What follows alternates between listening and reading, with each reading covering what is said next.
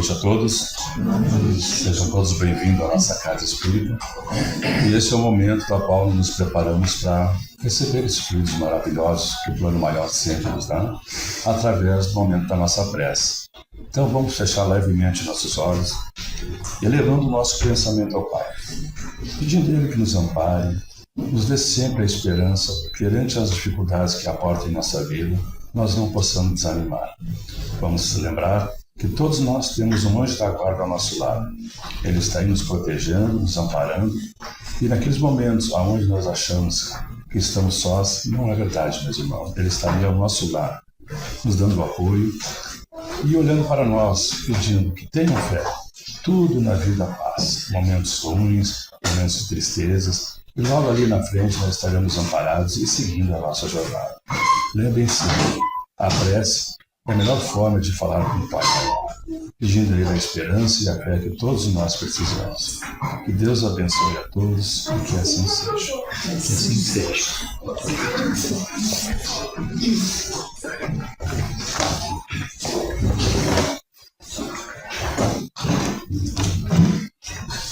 Boa noite a todos. Sejamos todos bem-vindos. É uma alegria podermos estar reunidos mais uma vez, a fim de que reflitamos um pouquinho, hoje em especial, sobre a mediunidade, no âmbito familiar, visto que o tema que nos foi proposto para conversarmos hoje é sobre a mediunidade nas crianças, a mediunidade na infância. E para iniciarmos as nossas reflexões, nós lembramos que é algo vulgar encontrarmos famílias que trazem relatos de crianças que veem espíritos, que têm lembranças de reencarnações passadas, que têm amigos imaginários e que trazem os seus relatos muitas vezes incompreendidos pelos pais, pelos familiares mais próximos, e que acabam buscando nas casas espíritas o auxílio para que possam solucionar essa questão. Porque é algo muito intenso. Mas é preciso que entendamos, primeiramente, para que possamos auxiliar, o mecanismo de funcionamento dessa sensibilidade da qual as crianças são portadoras, como todos nós também somos. Inicialmente, nós lembramos que Allan Kardec, o nosso codificador, registra em O Livro dos Médiuns, o segundo livro da codificação espírita, um conceito muito interessante. Na segunda parte da obra, no capítulo 14º, quando ele trata dos médiuns, ele diz assim: essa faculdade, ou seja, a mediunidade, é inerente ao homem, não constitui, portanto, um privilégio exclusivo. Por isso mesmo, raras são as pessoas que dela não possuam alguns rudimentos. Pode, pois, dizer-se que todos são, mais ou menos, médiuns. Então a mediunidade é uma sensibilidade. Tal qual os sentidos físicos que possuímos, que nos permitem a relação com o mundo material, nós temos um sexto sentido, que nos permite o contato com o plano extrafísico, ou seja, com a nossa realidade de espíritos reencarnados que somos. Deus nos concedeu essa sensibilidade para que pudéssemos ter contato com a nossa essência, com a realidade da vida. Como diz Allan Kardec, todos nós temos essa característica. Para uns de nós mais intensa, para outros de nós mais sutis, entendendo também que existem diversos tipos de mediunidade, tão variados quanto variadas são as formas fenomênicas, como diz o próprio Kardec. E essa característica, que é realidade de todos nós, pode se expressar em qualquer fase da vida, desde a infância até a longevidade. É algo que pode acontecer com todos nós. E para alguns de nós, começa bem cedinho, inclusive na infância. Mas existe um outro viés que nós precisamos analisar e que é muito importante, porque é preciso entender como funciona o mecanismo no corpo infantil. A doutrina espírita nos ensina que as crianças ao reencarnarem, nos seus primeiros 7 anos de existência terrena, estão numa fase de adaptação. Então, eles têm relações muito intensas com o plano físico e com o plano extrafísico. Então, as crianças têm uma facilidade muito grande, não todas, mas a grande maioria delas, tem uma facilidade muito grande de contato com a realidade espiritual. Por isso, inúmeras crianças veem espíritos, têm os amigos imaginários, que são espíritos que aparecem para elas, têm lembranças de reencarnações passadas, e assim acabam trazendo essas suas experiências para os familiares, que normalmente não entendem o que está acontecendo, e acaba criando uma situação complicada no âmbito familiar.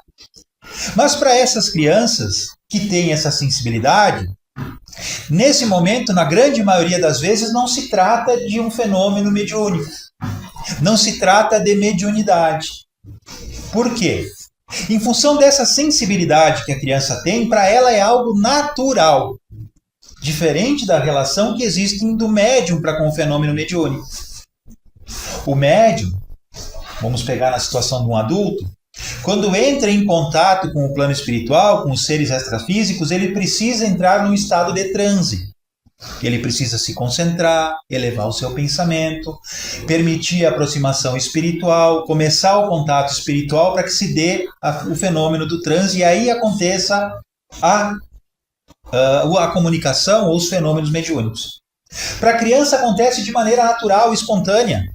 Não precisa concentração, não precisa transe. Ou seja, é um fenômeno que nós conhecemos como fenômeno anímico. Kardec trata desse tema em O Livro dos Médiuns quando ele se refere ao fenômeno de emancipação da alma. Lembrando que Kardec trata a alma como o espírito encarnado e o espírito como ser desencarnado. Então, é uma experiência da própria alma, que não tem influência espiritual, não tem uma influência de um terceiro. Para a criança é algo espontâneo. Ela vê de maneira natural, de maneira automática. Tanto é que elas não se assustam com o que vem. Para elas é algo muito simples e muito autêntico. Mas é preciso que entendamos o que acontece para que possamos auxiliá-las. Voltando um pouquinho para o viés da mediunidade, entendendo que a mediunidade é algo natural também para todos nós, existem crianças que têm o dom da mediunidade. E nós temos vários exemplos, sem precisar ir muito longe aqui do nosso país, vamos trazer 3 exemplos. Ivone do Amaral Pereira é aquela escritora médium que escreveu o livro Memórias de um Suicídio. Essa é uma das obras dela. Tem uma obra dela intitulada Recordações da Mediunidade, em que ela traz relatos dela mesma, da relação dela com a mediunidade. E no começo da obra ela relata que desde muito pequena ela sentia os efeitos da mediunidade em si. Tanto que ela afirma ter nascido médium. Logo no comecinho da vida dela, da reencarnação dela, melhor dizendo, com poucas semanas de vida, lembrando que Ivone do Amaral Pereira havia se suicidado na reencarnação anterior, por isso ela tinha nesta última existência um contato muito grande com os suicidas. Ivone do Amaral Pereira, muito pequenininha, alguns meses de vida, teve o seu primeiro fenômeno mediúnico. Ela teve um fenômeno de catalepsia, ou seja, uma morte aparente. Ela foi examinada por 2 médicos que constataram a morte e ela começou a ser velada no próprio lar, como era costume na época, muitas décadas atrás. E a mãe dela, vendo aquele ser pequenininho, vestido com um vestidinho branco, parecia um anjinho, se questionava e pedia a Deus o porquê tinha acontecido aquilo com uma criança tão pequena, recém começando a vida. E faltando poucos minutos para que a menina fosse posta dentro da urna funerária e fosse levada ao cemitério para ser sepultada, a mãe foi avisada e, muito entristecida, saiu de perto e foi para o seu quarto conversar com Maria de Nazaré, aos prantos. E pediu para Maria que tivesse pena, compaixão dela como mãe e da menina como bebê. Mas que entendia que se a menina havia sido chamada de volta à verdadeira vida, ela aceitava. E a mãe voltou para a sala, sabendo que havia de se despedir da sua filha, e colocando as mãos sobre a filha, sobre a ação fluídica, que a mãe não se deu conta no momento, mas também inspirada pelos benfeitores espirituais, encostou na menina, e a menina acordou do sono que estava e começou a chorar. Então temos no relato de Ivone do Amaral Pereira uma demonstração da mediunidade no início da vida. Temos também relatos de Francisco Cândido Xavier, o nosso querido Chico, também de Divaldo Pereira Franco, que contavam experiências que se passaram com eles na infância. Viam espíritos que eram seus amigos, espíritos no estado infantil que brincavam com eles, se relacionavam com esses espíritos, trocavam ideias. Tem uma situação muito interessante do Chico Xavier em que ele, na escola, escreveu uma redação muito linda, ditada por um espírito, e contou para a professora que havia sido um espírito que havia ditado. A redação era muito boa, perfeita. E provocado a fazer de novo, o espírito ditou para ele de novo uma outra redação e ele escreveu de novo. Numa relação muito intensa com o plano espiritual, com os espíritos, desde a infância. Mas não são todos os casos. Por isso não podemos afirmar de pronto que uma criança que vê espíritos esteja com a sua mediunidade aflorada ou sensibilizada. Precisamos procurar entender o que acontece, porque normalmente é algo que é passageiro, quando não se trata da mediunidade. Essa sensibilidade da criança tende a ser diminuída com o passar do tempo. Afirmam-nos os bons espíritos que entre os 7 e 8 anos de idade a reencarnação se consolida e a partir deste período essa sensibilidade que a criança tem, que permite a ela esse contato muito intenso com o plano espiritual, diminui, se extingue e aí tudo se acalma. Por isso muitas crianças têm esses relatos na infância, depois de um tempo tudo para, porque é o processo da reencarnação se consolidando. Mas no caso da mediunidade, a tendência é que prossiga, mas de maneira muito tranquila, levando em consideração que podem acontecer casos que venham a se complicar em função de processos obsessivos. Mas precisamos ter muito cuidado, porque não devemos jamais incentivar as crianças a manter esse contato. Como é que a gente pode incentivar sem nos darmos conta? Perguntando demais. Como é que é? Fala com ele, pergunta isso, pergunta aquilo. Às vezes a nossa curiosidade coloca os nossos filhos, os nossos sobrinhos, os nossos netos, os nossos afilhados em más situações. Então o nosso papel jamais será de incentivar, mas sim de esclarecer. E Kardec se deu conta disso já lá no século XIX. Porque entendendo que existiam crianças às quais a mediunidade se fazia notória, e tanto é que Kardec se utilizou de 2 médiuns muito jovens para organizar e codificar a doutrina espírita, mas lembrando que a época de Kardec ele se utilizava de médiuns prontos. Não existiam ensaios, não existiam testes. Eram médiuns nos quais os fenômenos aconteciam espontaneamente de maneira muito clara. E para aquelas 2 meninas era assim. Elas tinham uma mediunidade muito aflorada, eram espíritos que reencarnaram com uma missão de auxiliar nesse processo da codificação da doutrina espírita e auxiliaram Kardec. Mas ele questiona em relação às crianças para os espíritos codificadores e perguntou assim: haverá inconveniente em desenvolver-se a mediunidade nas crianças? Traduzindo para o bom português de hoje, ele pergunta se há inconveniente em a gente incentivar a criança a se tornar médium. E a resposta nos diz assim: certamente é inconveniente. E sustento mesmo que é muito perigoso, pois que esses organismos débeis e delicados sofreriam por essa forma grandes abalos. E as respectivas imaginações excessiva sobreexcitação. Assim, os pais prudentes devem afastá-las dessas ideias, da ideia de desenvolver, de aflorar a mediunidade. Ou, quando nada, não lhes falar do assunto, senão do ponto de vista das consequências morais. Então é muito importante nós entendermos que, do ponto de vista orgânico, do ponto de vista físico, as crianças estão em processo de desenvolvimento. Estão desenvolvendo o seu cérebro, estão desenvolvendo o seu organismo físico num todo, mas em especial o cérebro. Estão se desenvolvendo os processos cognitivos, está se desenvolvendo a intelectualidade, e é preciso ter muito cuidado porque a sobreexcitação causada pelo fenômeno mediúnico pode causar problemas.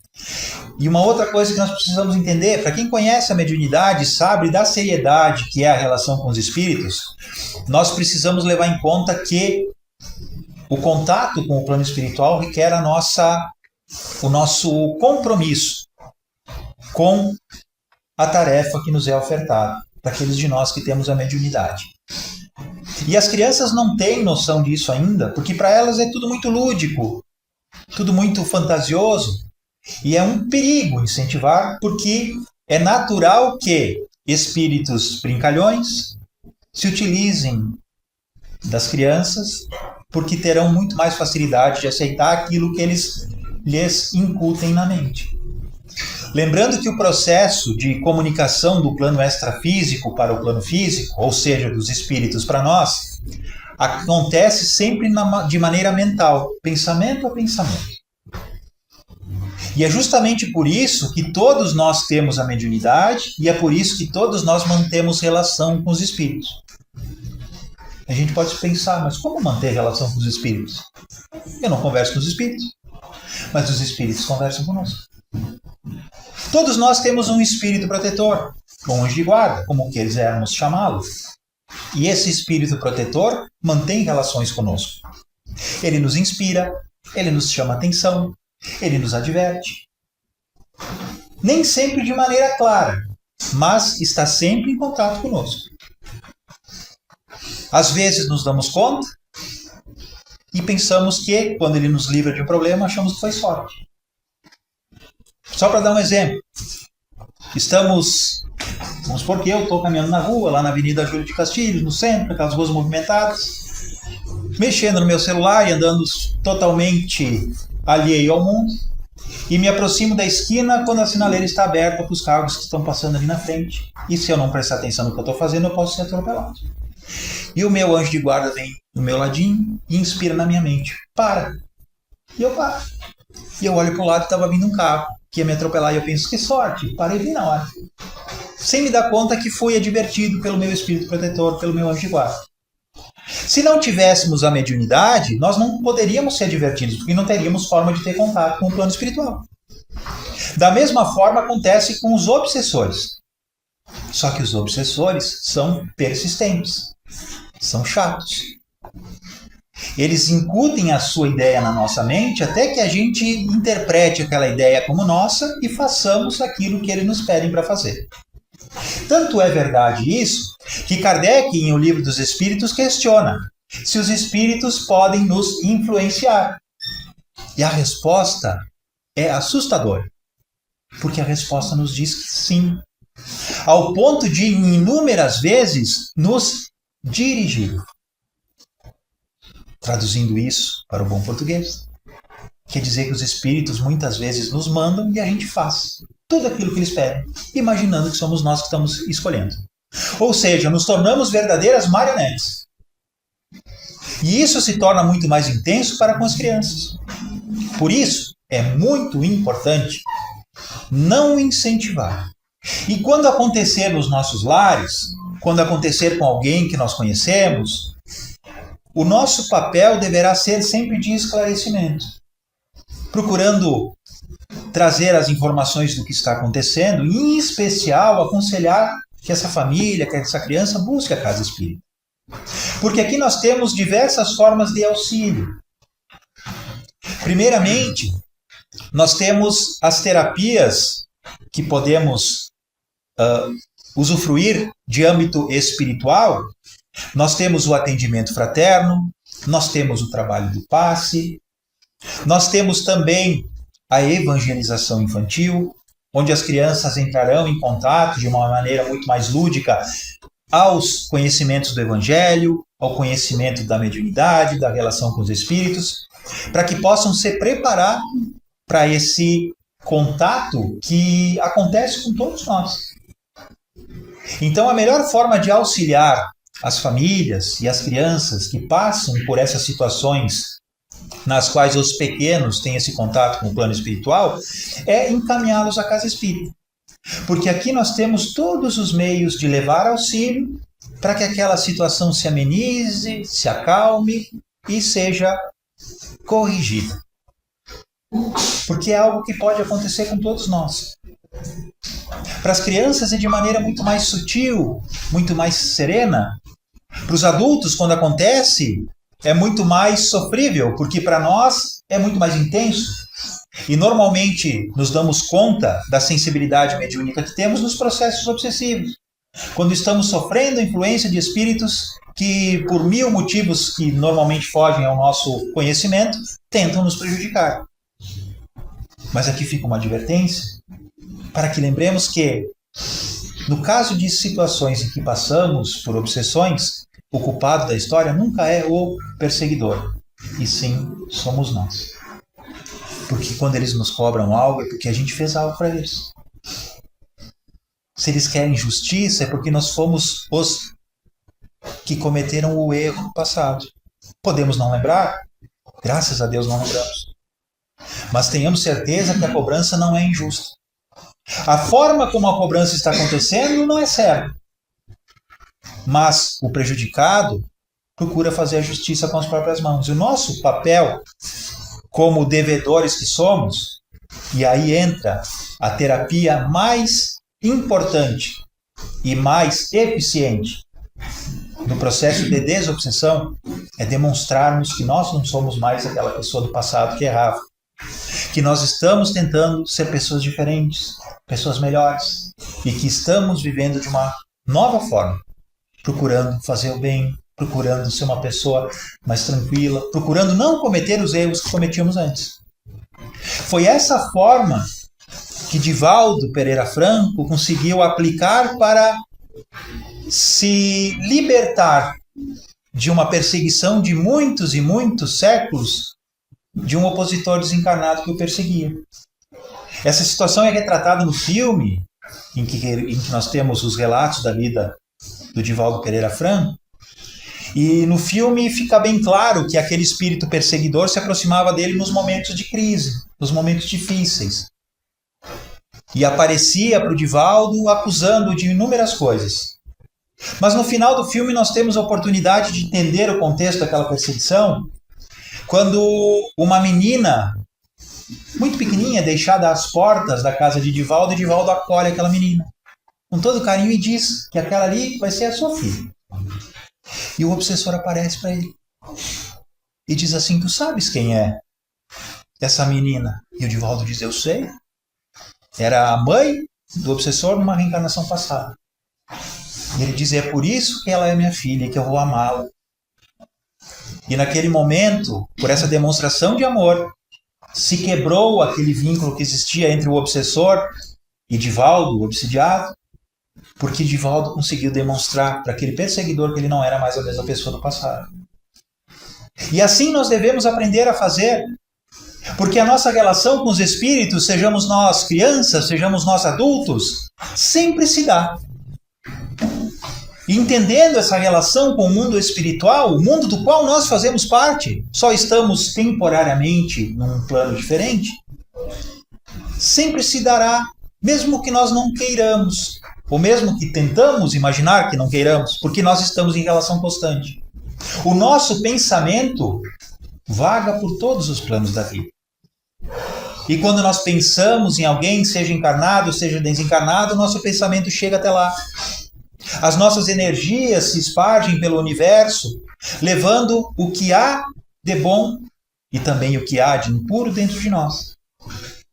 E atrairemos à nossa volta companhias espirituais e companhias materiais que estarão sempre em sintonia com aquilo que fazemos, pensamos e agimos. E falamos também.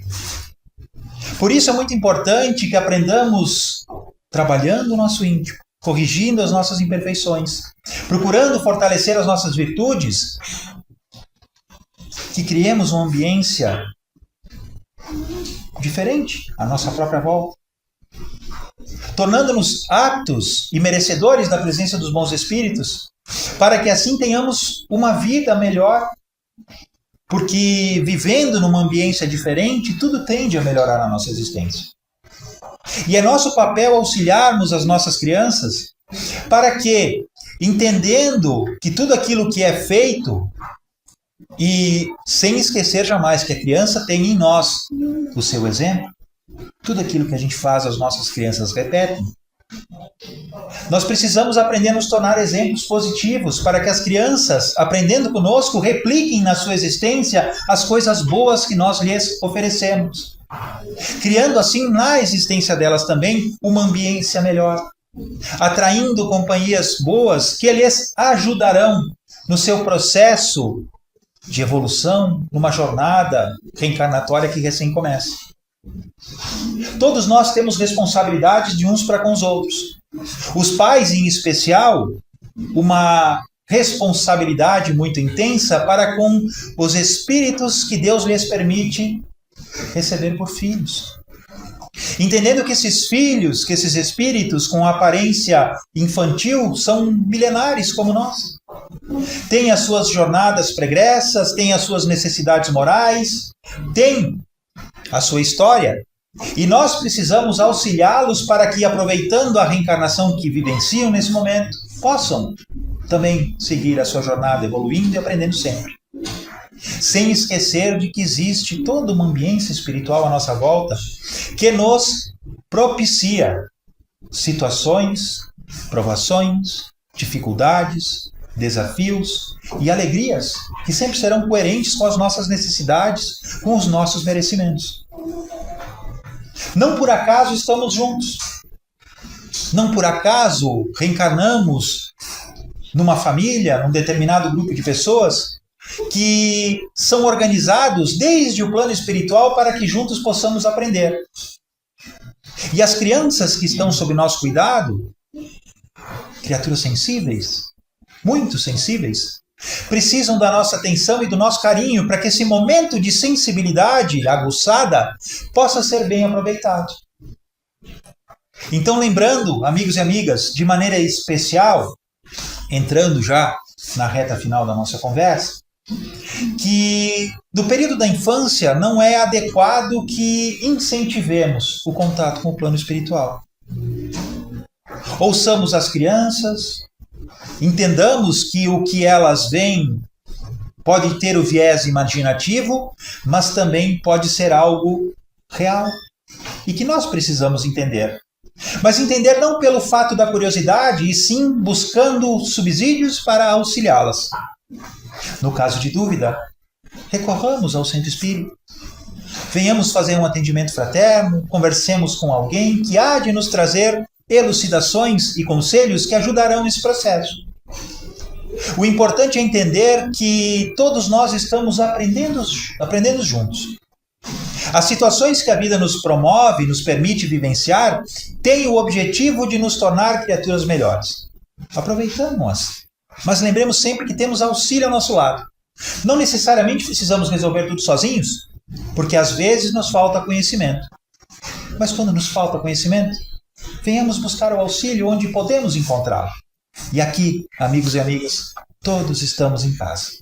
Sintamo-nos parte do centro espírita, da casa que abre as portas para nos acolher a todos. E aqui tenhamos certeza que vamos encontrar o lenitivo para as nossas dores, para as nossas dúvidas. Vamos encontrar a luz que tanto almejamos encontrar para a nossa vida. Moralmente, fisicamente, espiritualmente, para nós, para nossos familiares, para todos aqueles que fazem parte da nossa vida. Porque aqui, amigos e amigas, é uma casa do Cristo. E a casa do Cristo acolhe a todos com todo carinho, com todo amor, para que possamos praticar de maneira verdadeira, de maneira intensa, e de maneira perene o conselho do Cristo, que nos pede que nos amemos uns aos outros, como Ele nos ama. E eu agradeço a atenção de todos. Agradeço a espiritualidade amiga que nos envolve nos momentos em que aqui estamos, rogando que todos nós possamos receber nesse instante as energias que viemos aqui em busca, o carinho que precisamos, o amparo que merecemos, para que saiamos daqui renovados, fortalecidos, protegidos e encorajados para as nossas lutas do dia a dia. Convido a todos para que juntos façamos a nossa prece de encerramento, elevando o nosso pensamento a Deus, nosso Pai amoroso e bom. Lembrando de Jesus, nosso divino amigo, rogando amparo, rogando auxílio e proteção. Deus, nosso Pai, nosso Criador. Jesus, Mestre querido, rogamo-vos nesse momento o auxílio às nossas necessidades. Sabemos que nos conhecem tão bem, sabem das nossas necessidades, conhecem as nossas dúvidas, os nossos medos. E por isso vos pedimos que nos envolvam com suas energias benfazejas, de amor, de paz, dando-nos novas forças, renovando-nos o bom ânimo, a disposição, para que sigamos pelos caminhos da vida, confiantes, lembrando do amparo que está sempre conosco. Que esse auxílio que nos envolve nesse instante possa ser estendido aos nossos lares, aos nossos ambientes de trabalho e de estudo, para que a paz e a harmonia estejam lá presentes. Pedimos também, Senhor, que o teu auxílio possa ser estendido a todos aqueles que lembramos nesse momento, sejam eles encarnados, desencarnados, que as paz e as bênçãos divinas possam envolver e proteger a todos. E assim então, Jesus, Mestre querido, Deus, nosso Pai amoroso e bom, nós agradecemos mais uma vez a oportunidade que tivemos de estar reunidos, agradecemos todas as bênçãos recebidas e rogamos que esse auxílio esteja conosco, nos amparando e nos protegendo no decorrer dessa semana. Muito obrigado, Jesus. Muito obrigado, nosso Deus. Muito obrigado, senhoras e senhores. Que assim seja. Obrigado pela paciência de todos.